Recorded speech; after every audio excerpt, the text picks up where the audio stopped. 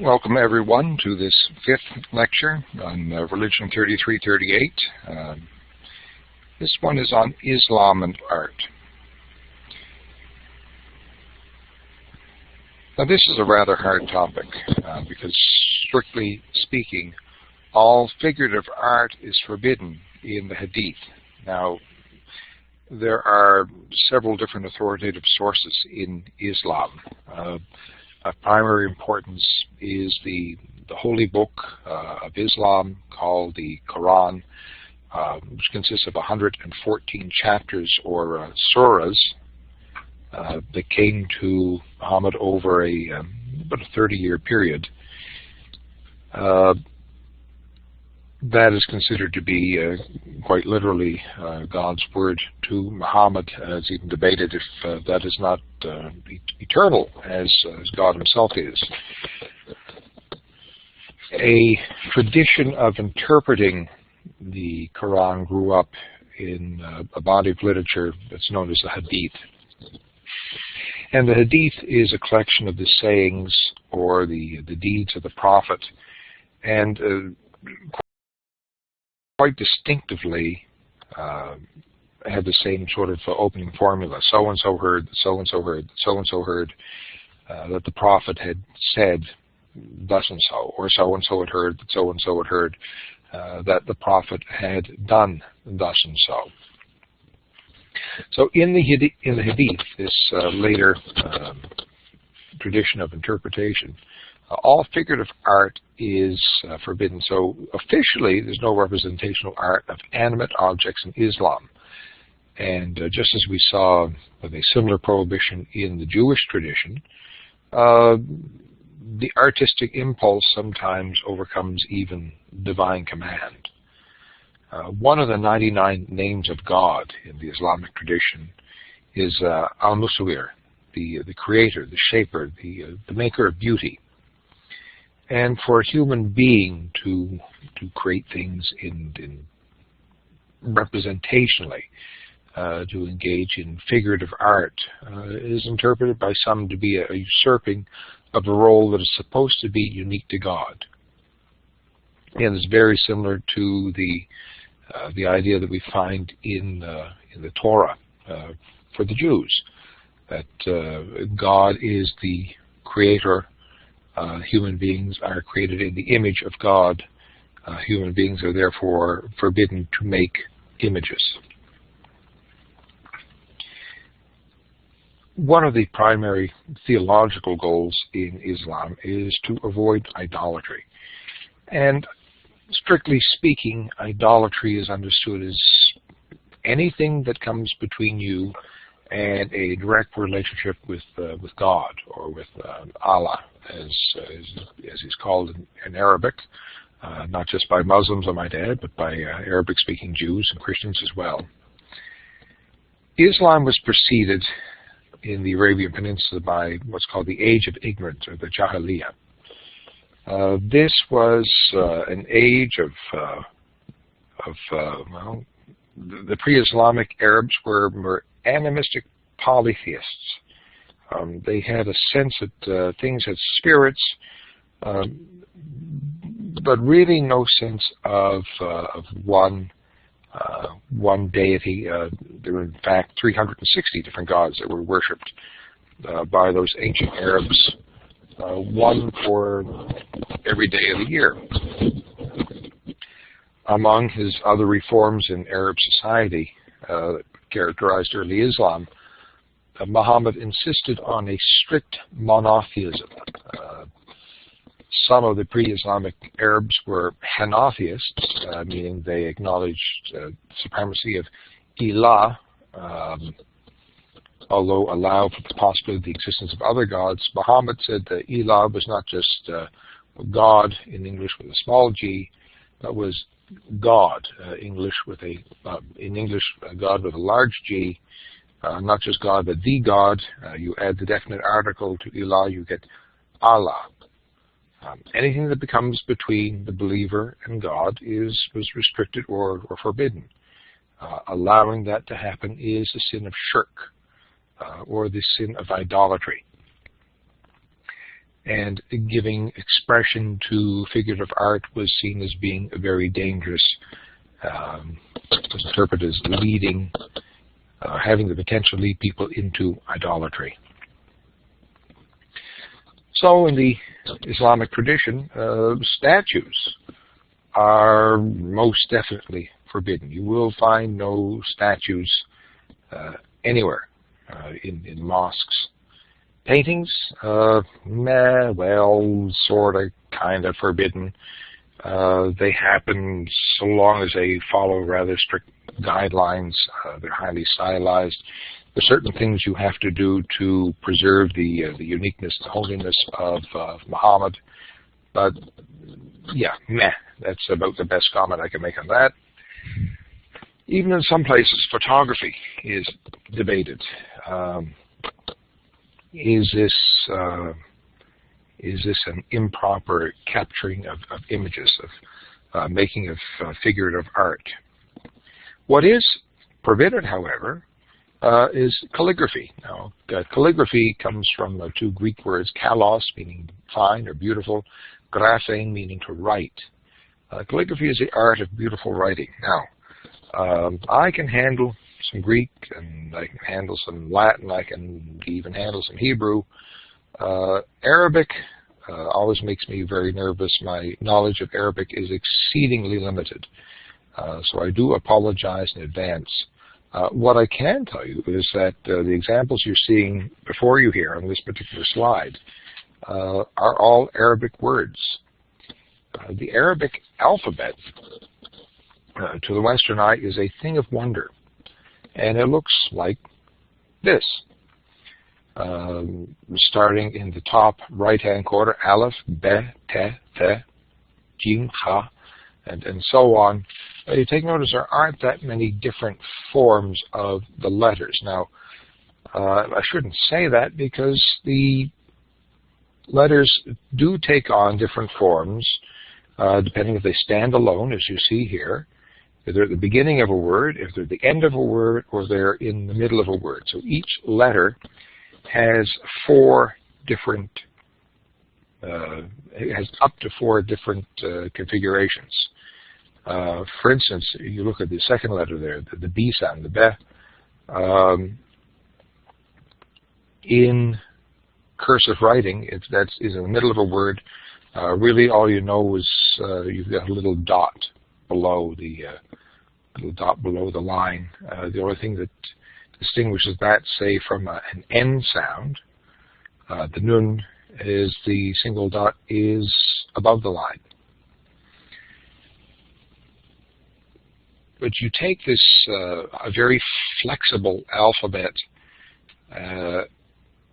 and you make it into a cursive form, and you can have various forms that look like this. There are various styles of Arabic calligraphy. You see old Kufi, ornamented Kufi, and so on. Highly ornamented to very simple as far as that goes. But it does mean that you can do things like this.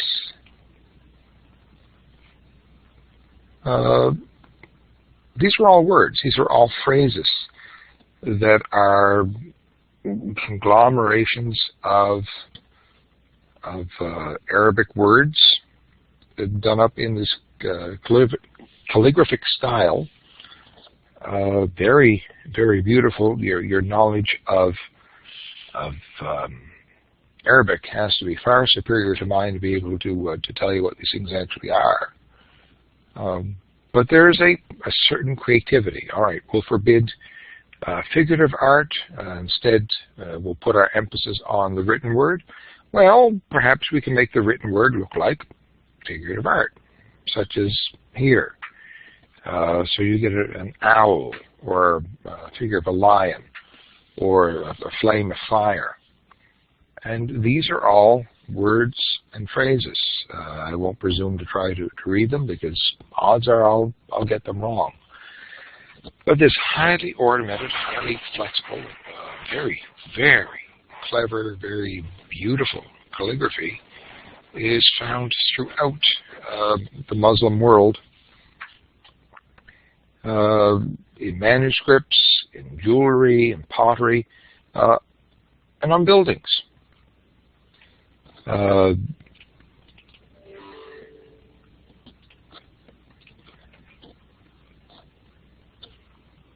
Oops. Not just buildings, but here's an example in calligraphic. You've got the names of the, I believe these are the names of Muhammad, and then the rightly guided caliphs around the name of God.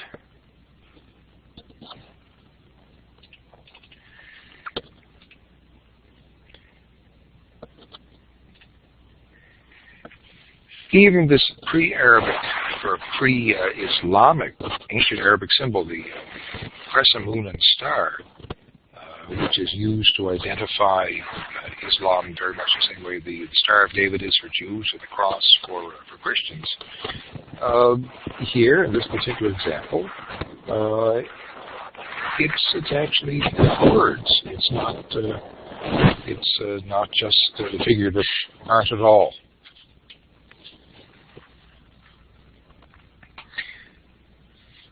Not just in build architecture, not just in manuscripts, not just in artwork, not just in symbols, but it also finds its way into pottery.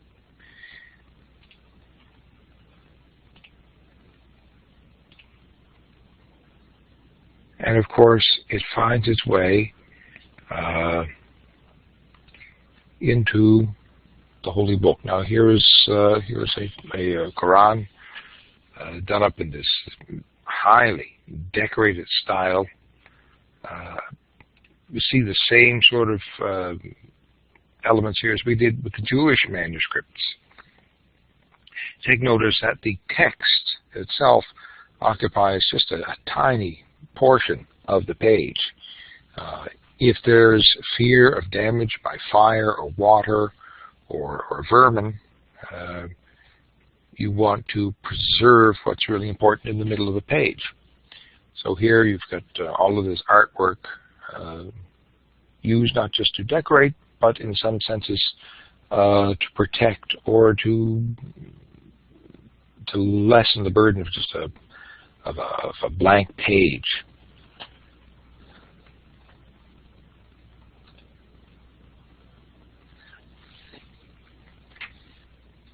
Another manuscript you see in the bottom of the page. This is from the 14th century.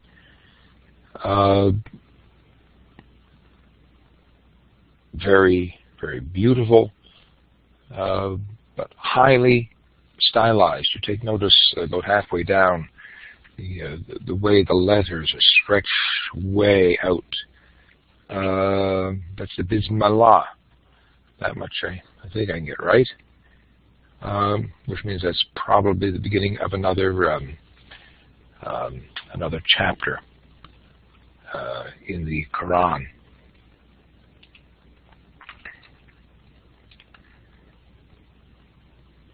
We'll look at a few more examples. Again, these are examples of pottery.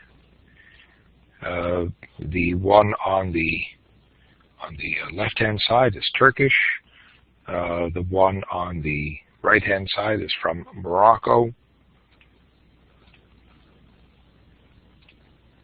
We see an example here of the architectural incorporation of the calligraphy.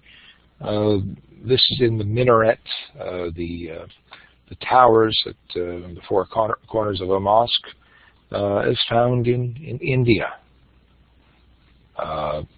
Very beautiful, highly stylized, but it is in fact a text probably from the Quran. This is the roof of one of the big mosques in Turkey. You see all sorts of things here. We're looking up towards the ceiling. Absolutely exquisitely done. and it's pretty well all text. Take notice that zebra stripe kind of pattern. That's a very common pattern, not just in Arabic art, but Spanish art as well. This was one of the big building projects early on in Islamic history. According to Islamic tradition, Muhammad was swept up into heaven one night, taken right up to the highest heavens. He encountered Abraham and Jesus and Adam before coming before the throne of God himself, where he's told to get the Muslims to pray so many times a day. There's a rather funny story that on his way back out of heaven, he laments to Moses. This is a bit hard, doesn't know how they're going to pull it off, and Moses insists that Muhammad go and renegotiate with God. Eventually they get it down to 5 times a day. It was, of course, the 5 prayers that make up the salat, the daily worship of Muslims. This is called the Dome of the Rock, and this is in Jerusalem, and it's the place where supposedly Muhammad's night journey into heaven began and ended. The golden dome, the beautiful white stone with the blue and white decoration. But when you look more carefully, you discover that it's all text. It is beautiful Arabic calligraphy. Covers the entire structure.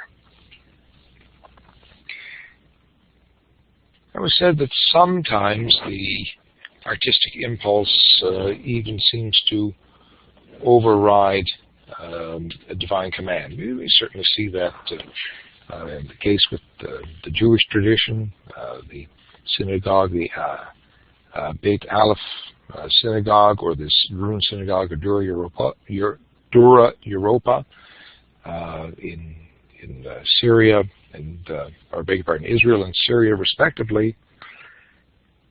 Same is true in Islam. Officially, there is no figurative art. However, that really doesn't stop the artistic impulse from coming up with things that look like this. Now, this is a 16th century painting of Muhammad in the mosque. Now, a couple of features here. Take notice of the distance between Muhammad, who is the character with the flames above his head. That's a standard device to indicate him in Islamic art. The distance that the others keep, the deference that they show him. But you take notice that, except for a little bit of his neck, he is completely covered. You can't see his hands, you can't see his feet, and he has a white veil over his face. That is completely standard in Islamic art.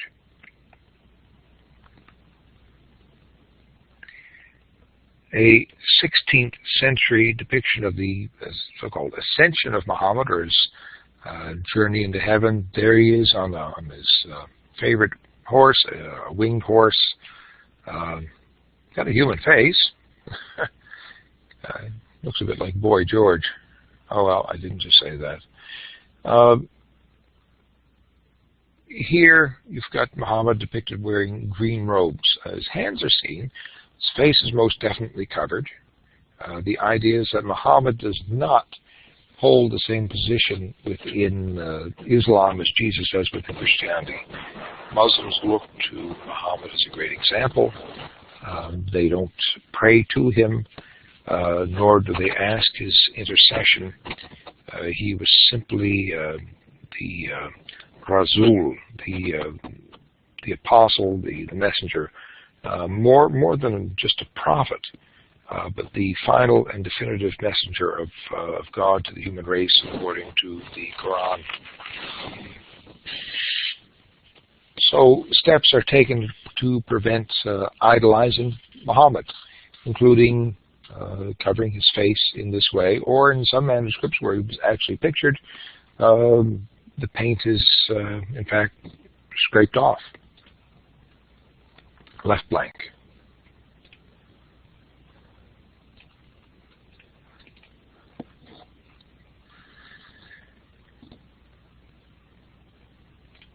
Green was Muhammad's favorite color.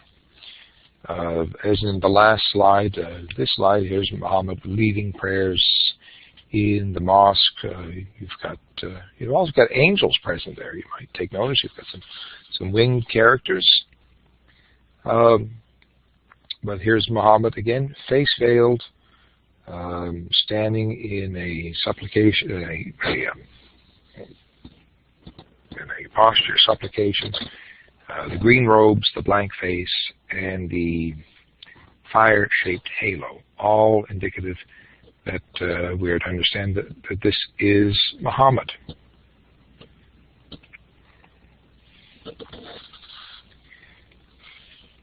In a couple more manuscripts here, we've got,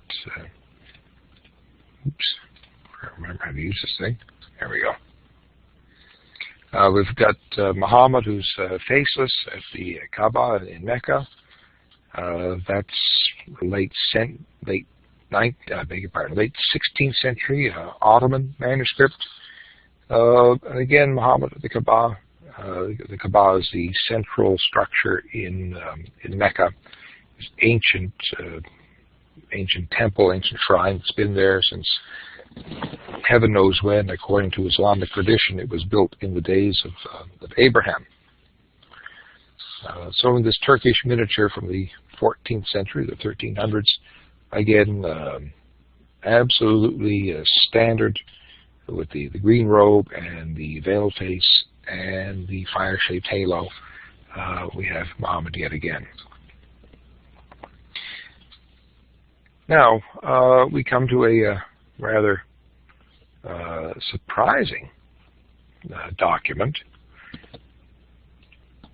and this is the Siyar-i-Nebi, the Book of the Prophet, which is a Turkish epic about the life of Muhammad. It was completed late in the 14th century, so about 1388. It was commissioned by Sultan Berkuk, the Mamluk ruler in Cairo. And the document was completed by Mustafa ibn Yusuf of Erzurum, who was a Moldavi dervish. Now, he was a member of the Sufi order. The Sufis, the dervishes, were the mystics within Islam. At one point, probably 3/4 of Muslim men were somehow connected with the Sufi order. Now it's a tiny fraction of 1%, been largely suppressed in the last 150 years. The Sufis were very ecumenically minded. They were very liberally minded. They used outrageous images in their poetry of sexuality and of drunkenness to try to give voice to their expression of their joy of union with the divine. They worked very closely, not just with Jews and Christians, but with people from all backgrounds. So this Sufi manuscript, made for the Sultan, who was stationed in Cairo. In the late 16th century, a lavishly illustrated copy of it was made for the Ottoman ruler Murad III. And in it, we get things like this. Now, this is a biography of Muhammad, so scenes from his life. Here we have the birth of Muhammad, his mother with her face veiled.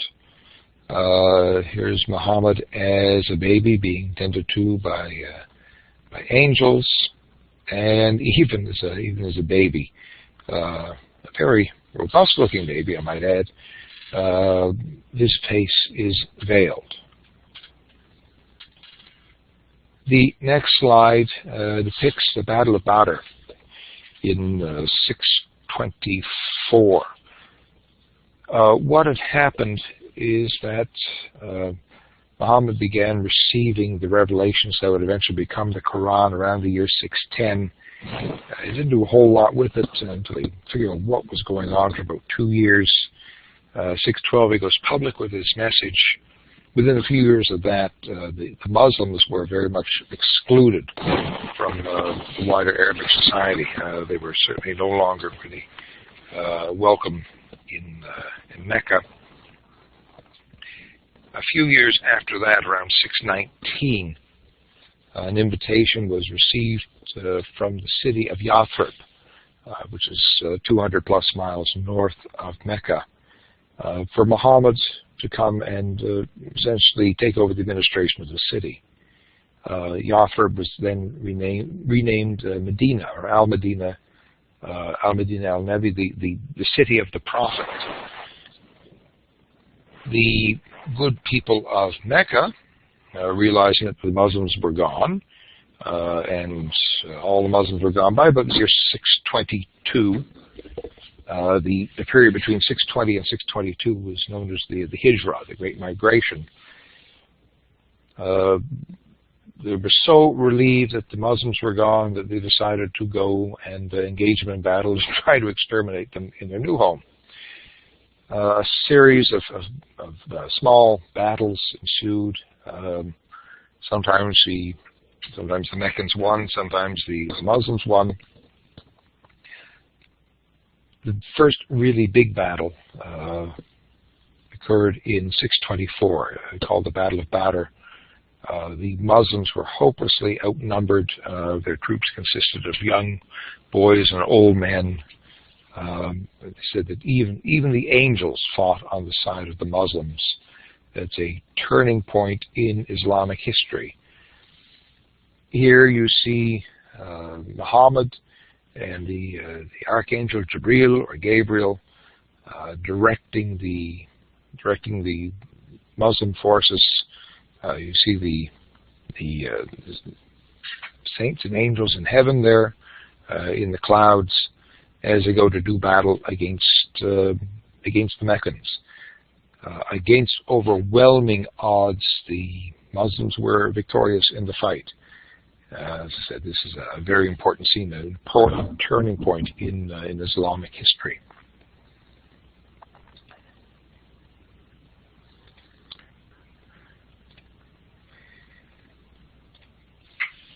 Over the next 6 years, the battle turned in favor of the Muslims, and in the year 630, Muhammad re-entered Mecca. Now this frightened the Meccans no end. They expected a bloodbath. Muhammad arrived and essentially had one word for them, which was convert. Well, 2 words, repent and convert. If you become Muslims, all will be forgiven and forgotten. Couple of interesting things here. One is you see the green-robed Muhammad on horseback. With again, you've got the flame-shaped halo. The face is veiled. You have both human figures and angels in attendance. But if you look above, directly above Muhammad in the sky, just below the first bit of text, there is a cloud. And according to the earliest biographies of Muhammad, he was so favored by God that when he would go out in the hot desert sun, that Allah would provide shade for him as a sign of his favor for Muhammad. So here you have Muhammad under a cloud supplied by God to protect him from the sun.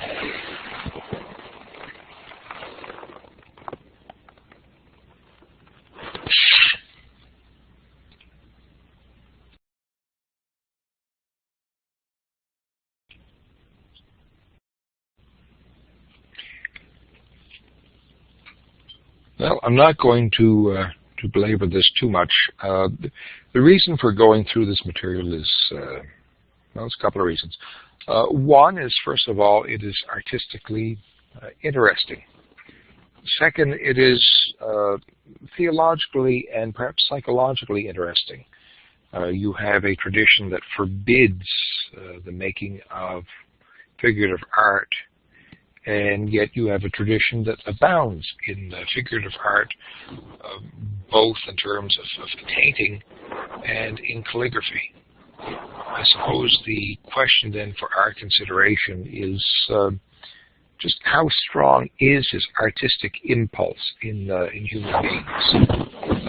Can we ultimately just adore something that's an idea, or can we in some way,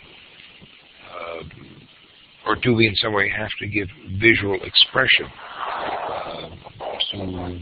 to our ideas of God and even of his prophets? The next set of slides, the sixth presentation, we move back into the Christian tradition, and we begin looking at some of the symbols for Christ, because the story of art in a Western context is primarily a Christian story. After these three asides into the Jewish and the Islamic traditions, we return to sort of Christian mainstream. So I hope that's going to hold you for now. And, well, that's all, folks. Talk to you next class. Bye for now.